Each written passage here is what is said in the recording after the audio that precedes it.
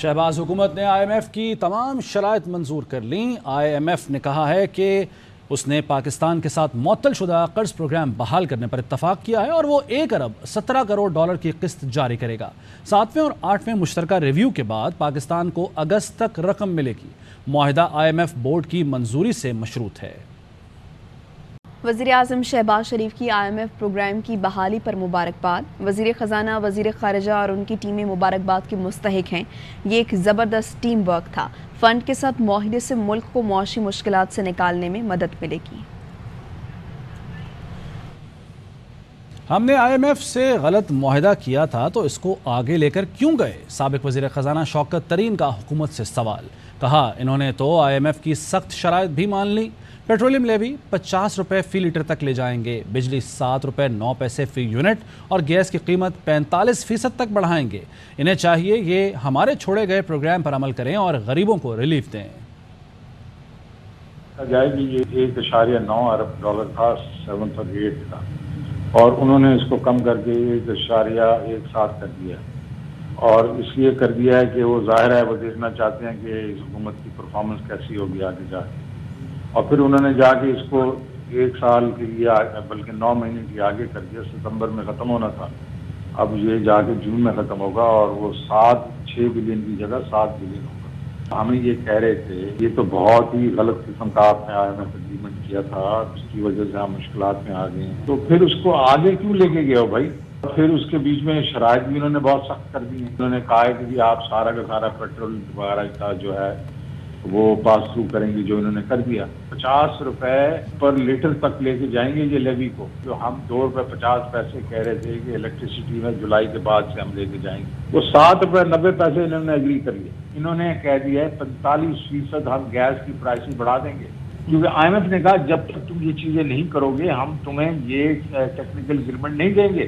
कि इनके पास अभी हर वो प्रोग्राम हम जो छोड़ के आए हैं अगर उस पर ये अमल करेंगे ये 8 ट्रिलियन पे जा सकते हैं। वो 400-500 अरब रुपया ज्यादा जो कलेक्ट करेंगे वो खुदारा गरीब लोगों पे खर्च करें।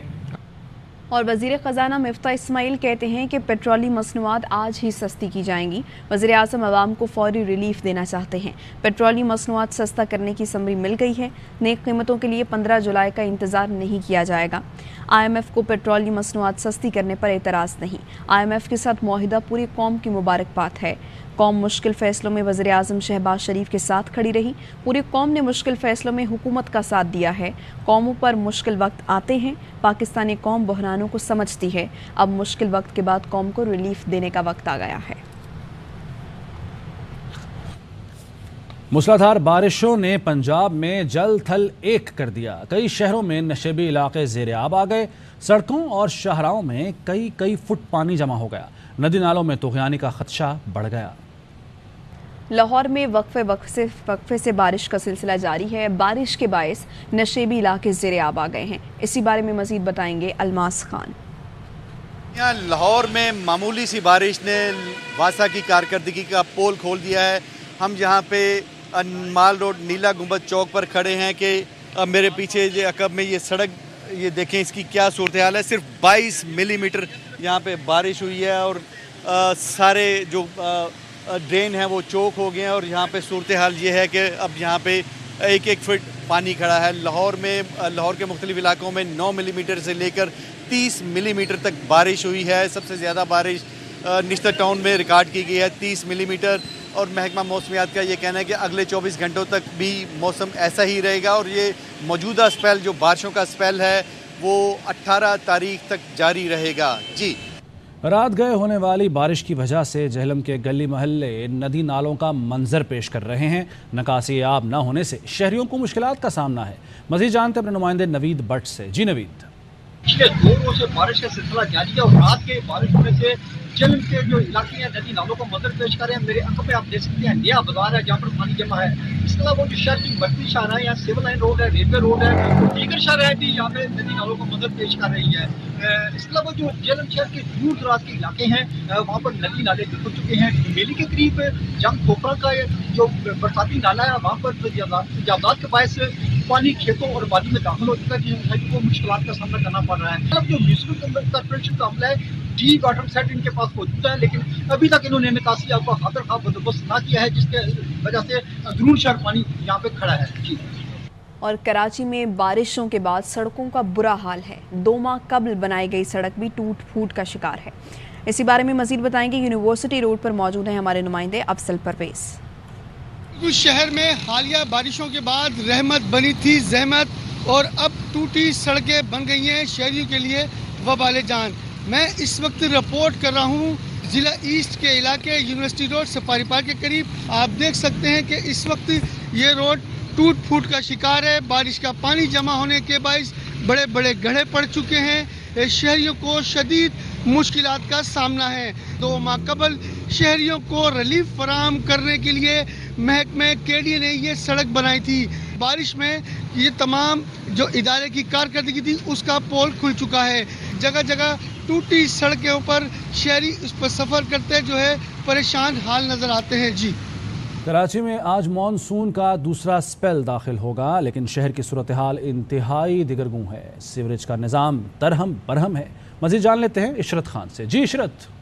तो अगर सदर के एरिए में मौजूद हूँ और जिस शाहरा पे मौजूद हूँ वो एम्प्रेस मार्केट से लकी स्टार शारे फैसल जाने वाला रोड है, और यहाँ सेवरेज और बरसात के पानी ने शहरियों की ज़िंदगी अजीरन बना दी है। आज से दूसरा स्पेल भी शुरू हो रहा है। महकमा मौसमियात की जानिब से रेन एमरजेंसी अलर्ट भी जारी कर दिया है। उसके बावजूद महकमा बल्दियात क्या कर रहा है वो नज़र नहीं आ रहा। इस वक्त अगर बरसात का पानी सूख गया है तो सेवरेज का पानी मौजूद है।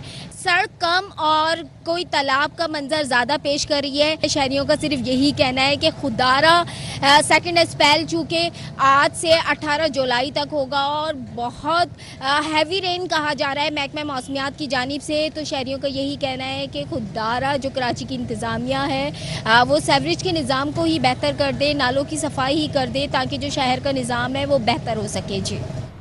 तो कराची में कोरंगी कॉजवे तो ट्रैफिक के लिए खोल दिया गया है, लेकिन सड़क अब भी टूट फूट का शिकार है, जबकि कोरंगी रोड वक्ती तौर पर फाल करने के लिए काम जारी है। इसी बारे में मज़ीद बताएंगे अली हसन। कराची में होने वाली हालिया बारिशों की वजह से कोरंगी जाने वाले 2 रास्ते ट्रैफिक की आमद और रफ्त के लिए बंद कर दिए गए थे। कोरंगी कॉजवे का रास्ता जो था वो ज़ेर आब आ गया था, जो कि अब 2 दिन के बाद ट्रैफिक के लिए खोल दिया गया है, लेकिन सड़क ताहाल टूट फूट का शिकार है और मरम्मत का काम अभी तक वहाँ पे होता हुआ दिखाई नहीं देता।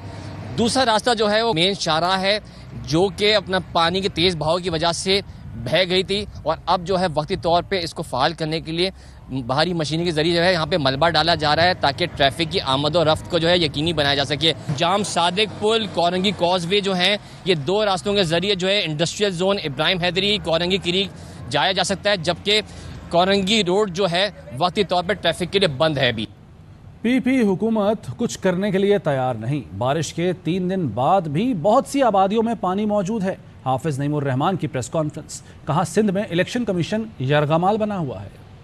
3 दिन से जबकि बारिश का सिलसिला खत्म हुआ था, शहर की बहुत सारी आबादियां ऐसी हैं जहां पर पानी मौजूद है। बदतरीन सूरत हाल है, लेकिन ये हुकूमत कुछ करने के लिए तैयारी नहीं है। इलेक्शन का ऐलान हो चुका है, लेकिन इस वक्त भी सिंध हुकूमत के नामजद करता सियासी एडमिनिस्ट्रेटर मुर्तजा वहाब साहब मौजूद हैं। जब इलेक्शन अनाउंस हो गए उसके बावजूद भी वो अपनी ड्यूटी अंजाम दे रहे हैं, और ड्यूटी क्या अंजाम दे रहे हैं, ये तो बारिश ने इनकी कलई खोल दी है। चीफ इलेक्शन कमिश्नर क्यों नहीं नोटिस लेते और इस सियासी एडमिनिस्ट्रेटर को बरतरफ करते? चीफ इलेक्शन कमिश्नर जो मौजूद हैं इस्लामाबाद में, उनको चाहिए कि यहां कर बैठें। फेयर एंड फ्री इलेक्शन देखना चाहते हैं, अगरचे कि उसमें धांधली ऑलरेडी जो है वो टेक्निकल तरीके से और इंजीनियरिंग की जा चुकी है। जमात इस्लामी मैदान में मौजूद है। आप शहर में जमात इस्लामी का मेयर लाएं, इंशाअल्लाह ताला एक मरतबा फिर हम शहर को तामीर और तरक्की से हमकिनार करेंगे। एक ब्रेक के बाद वापस आएंगे।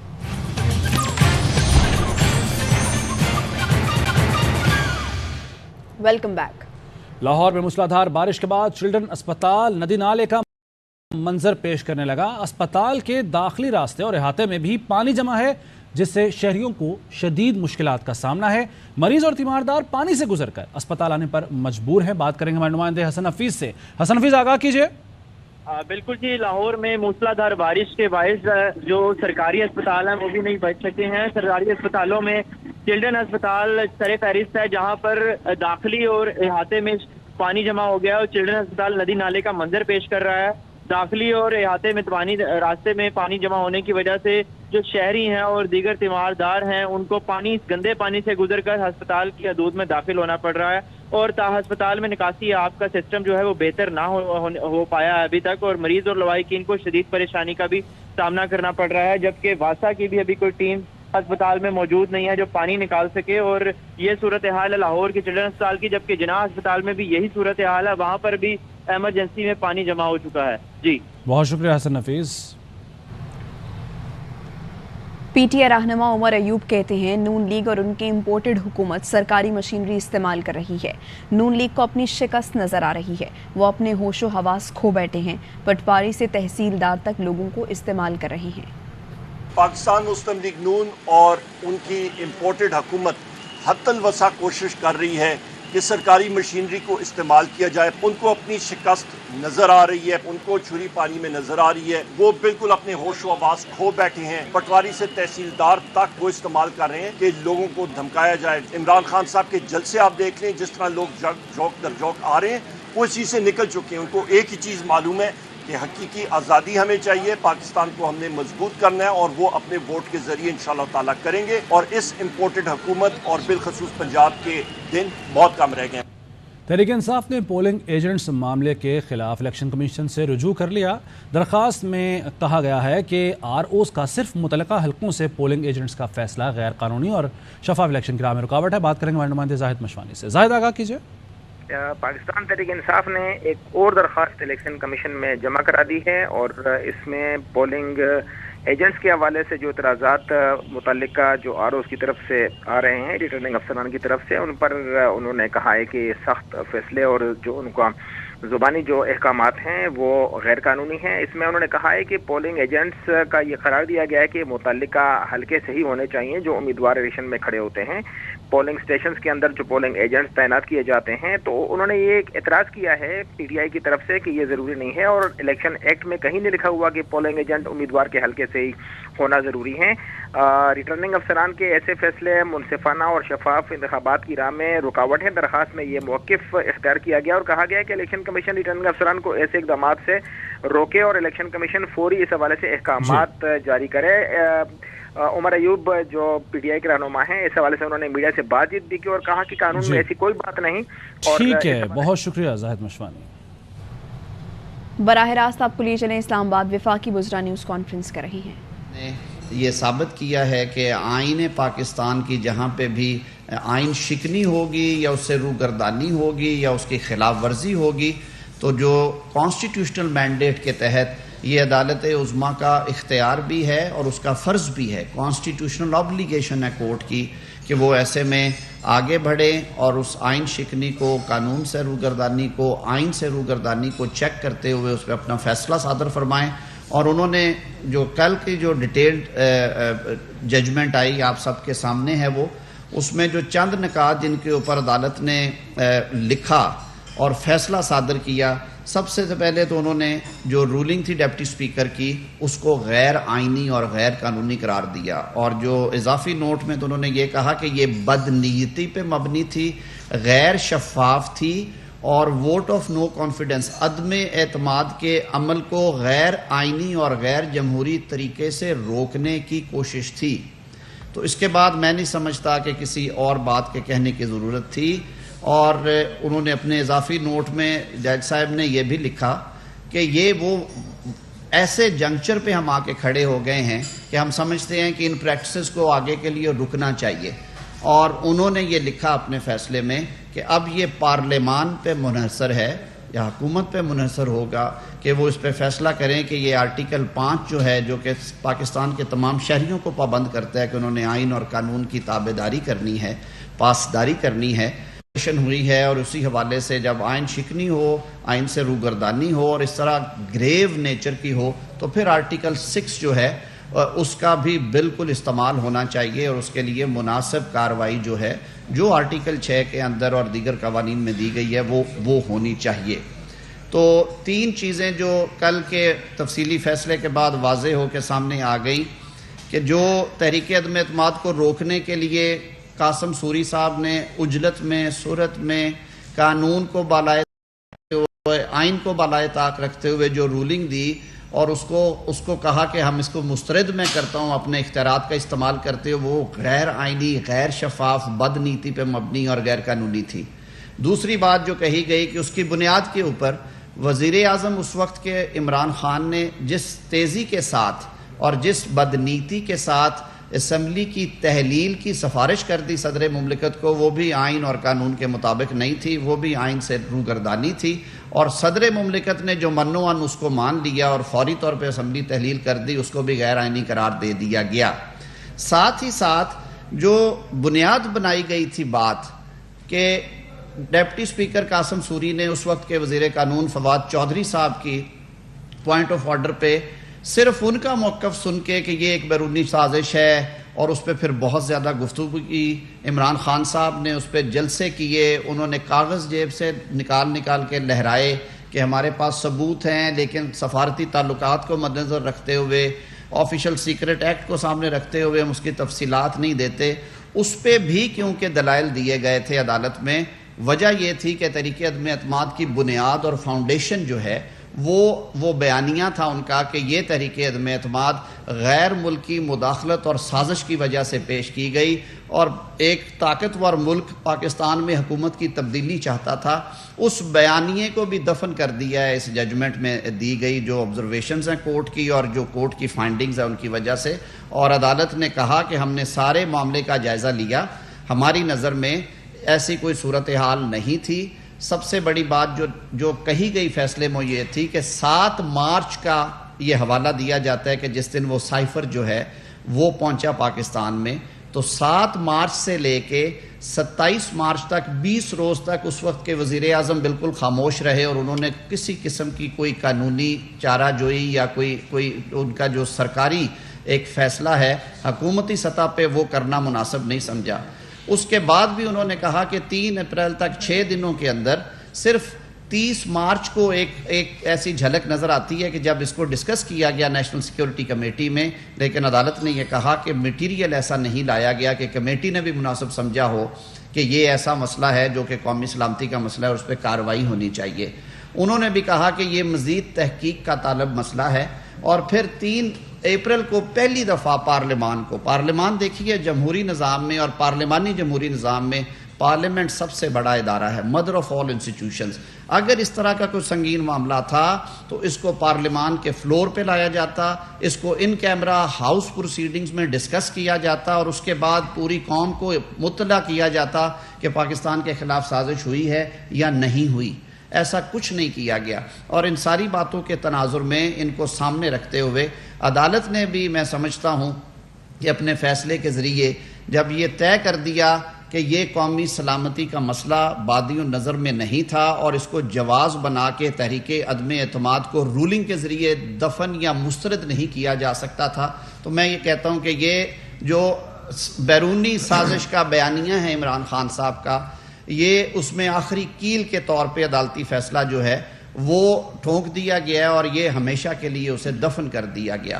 میں سمجھتا ہوں، اور پاکستان میں اس وقت جو حکومتی اتحادی جماعتیں ہیں وہ ان کا یہ فرم بلیف ہے کہ سب سے پہلے پاکستان کی خود مختاری اور پاکستان کی سالمیت ہم سب کے لیے مقدم ہے، اور ہمارے جو قائدین ہیں وزیر اعظم پاکستان میاں شہباز شریف صاحب نے، جناب صدر آصف علی زرداری صاحب نے، بلاول بھٹو صاحب، مولانا فضل الرحمان صاحب نے، ہمارے دیگر جو اتحادی ہیں اختر جان بینگل صاحب، ANP سے جو ہمارے ساتھی، اور نیشنل پارٹی کے جو اتحادی اور MQM نے، ان ساری جماعتوں نے بیک زبان ہو کے کہا کہ یہ تحریک عدم اعتماد کو روکنے کی ایک سازش ہے، اس سے آگے کچھ نہیں ہے، کیونکہ پاکستان تحریک انصاف اور اس وقت کی حکومتی جو فارمیشن تھی، جو عمران خان صاحب تھے، انہوں نے اپنی حکومت کو بچانے کے لیے پاکستان کو سفارتی سطح پہ اس حد تک ایکسپوز کیا کہ ہمیں یوں محسوس ہوا جیسے پاکستان سفارتی تنہائی کا شکار ہو جائے گا،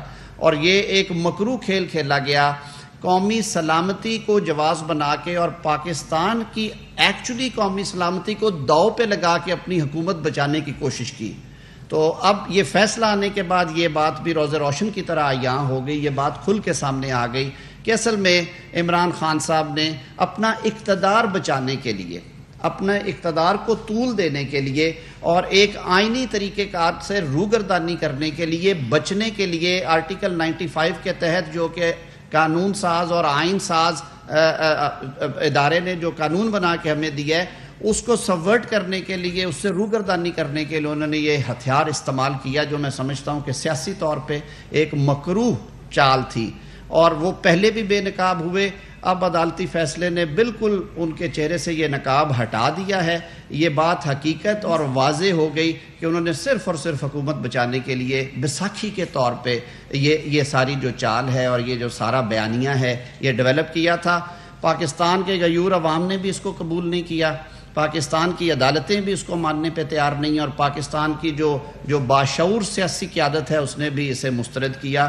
اور انشاءاللہ العزیز ان کو اس کا حساب دینا پڑے گا, قوم ان سے اس کا حساب لے گی. فیصلے میں یہ بھی کہا گیا کہ عدم اعتماد ایک آئینی طریقہ کار ہے اور اس کو ٹیکنیکل بنیادوں پہ یا بدنیتی سے جب آپ ڈیفیٹ کرتے ہیں, اختیارات کا ناجائز استعمال کرتے ہوئے, تو یہ جو سیاسی جماعتیں اور ان سے منسلک لوگوں کے جو بنیادی حقوق ہیں جو آئین پاکستان کے تحت جن کو تحفظ دیا گیا آرٹیکل 17 ہے, یہ اس کی خلاف ورزی ہے. اور یہ صریحاً اس کی خلاف ورزی ہو. اگر اس بیانیے کو مان کے تحریک عدم اعتماد کو عدالت رد نہیں کرتی, جو رولنگ کو رد نہیں کرتی, اس کو ریجیکٹ کرنے والی رولنگ کو, تو یہ پاکستان کے آئین اور پاکستان کے جو جمہوری لوگ ہیں ان کے حقوق کے منافی ہوگا اور اس سے روگردانی ہوگی. اور اس لیے عدالت نے کہا کہ ہم اس پہ وی آر کنسٹرینڈ کہ ہم اس پہ اپنا فیصلہ جاری کریں. فیصلے میں یہ بھی کہا گیا کہ کسی بھی غیر ملکی شخصیت یا کسی غیر ملکی رہنما کے پاکستان کی اس وقت کی اپوزیشن جماعتوں کے کسی بھی رہنما یا کسی قومی اسمبلی کے رکن جو کہ اس پروسیس میں شریک تھے نو کانفیڈنس کے, ان کے ساتھ کسی قسم کے روابط کی کوئی شہادت حکومت وقت اس وقت کی جو ہے اٹارنی جنرل یا ان کی حکومت نہیں دے سکی. اور یہ پھر ایک دفعہ اس بات کی روشن دلیل ہے کہ یہ سارا جو ڈرامہ رچایا گیا یہ صرف اور صرف عدم اعتماد سے بچنے کے لیے کیا گیا. عدالت نے یہ بھی کہا کہ اسپیکر جو ہے وہ عدم اعتماد کی کارروائی کو مکمل کرنے کا پابند ہے اور ڈپٹی اسپیکر قاسم سوری نے اس سے انحراف کرتے ہوئے آئین شکنی کی ہے اور اس کے لیے مناسب اقدامات کیے جا سکتے ہیں جو میں نے پہلے بھی بات کی تھی. تیسرا, انہوں نے وزیر قانون کے بارے میں بھی کہا کہ وزیر قانون اس وقت کے فواد چودھری صاحب نے جس عجلت میں پوائنٹ آف آرڈر میں یہ باتیں سامنے رکھی, اس کے بعد ڈپٹی اسپیکر پہ یہ فرض تھا کہ وہ ہاؤس اوپن کرتے, اس وقت کی اپوزیشن کو موقع دیتے کہ جن کے خلاف یہ بات کی جا رہی تھی, جن پہ الزام تھا کہ وہ اپنا موقف بیان کرتے, لیکن یہ سارا کچھ اتنی عجلت میں کیا گیا کہ کسی کو موقع نہیں دیا گیا کہ وہ اپنا موقف پیش کر سکیں. جیسے میں نے شروع میں یہ عرض کیا گیا کہ یہ 5 جج صاحبان نے متفقہ طور پہ فیصلہ جاری کیا ہے جس میں انہوں نے یہ ساری باتوں کو سامنے رکھنے کے بعد, میٹیریل کو اسیس کرنے کے بعد, تمام سیاسی جماعتوں کے بشمول پاکستان تحریک انصاف اور ان کے اتحادی مسلم لیگ کاف کے وکلاء اور ان کے قائدین کو سننے کے بعد یہ فیصلہ جاری کیا. یہ ایک متفقہ فیصلہ ہے. 2 جج صاحبان نے مزید اس میں ریزنز دیتے ہوئے کہا کہ ہمیں اس سے بدنیتی کی بدبو بھی آ رہی ہے اور اس سلسلے میں آرٹیکل 5 کی جو وائلیشن ہے وہ ثابت شدہ ہے. آرٹیکل 6 کے تحت کارروائی کرنے کا اختیار جو ہے وہ پارلیمان کے انہوں نے چھوڑا ڈسکریشن پہ اور حکومت وقت کی ڈسکریشن پہ کہ وہ جس طرح سے اس کو ڈیل کرنا چاہے وہ کر سکتے ہیں. تو مختصراً میں یہی کہوں گا کہ آج کی جو ہماری رولنگ کولیشن ہے, اتحادی جماعتیں, ہم خراج تحسین پیش کرتے ہیں عدالت عظمیٰ کے اور اس کے فیصلے کو کہ انہوں نے آئین کی بالادستی کے لیے, جمہوریت کی مضبوطی اور استحکام کے لیے ایک بار پھر اپنا کردار ادا کرتے ہوئے ایک تاریخ ساز فیصلہ دیا ہے. اور انشاءاللہ العزیز تاریخ کے اور آنکھ میں لکھے ہوئے اس فیصلے سے پاکستان کے عوام یہ ہمیشہ کے لیے ڈٹرمن کیا کریں گے کہ کون حق پہ تھا اور کون غلط تھا, کس نے بیرونی سازش کا سہارا لیا اور کون بیرونی سازش بنانے والے اس بیانیے کے حصے دار تھے اور کون لوگ معصوم تھے. یہ فیصلہ تاریخ کرے گی انشاءاللہ العزیز اور پاکستان کے عوام کریں گے.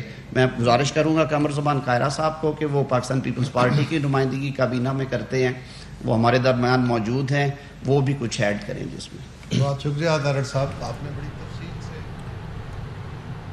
वफाकी वज़रा प्रेस कॉन्फ्रेंस कर रहे थे। आगे बढ़ेंगे। कौम को दीवार से लगाने वाले श्रीलंका को सामने रखें, उनके लिए इसमें पैगाम है। साबिक वज़ीर आज़म इमरान खान का जंग में जलसे से खिताब। कहा, इन लोगों ने समझा था इमरान की हुकूमत गिराओ, यहाँ लोग मिठाइयाँ बांटेंगे।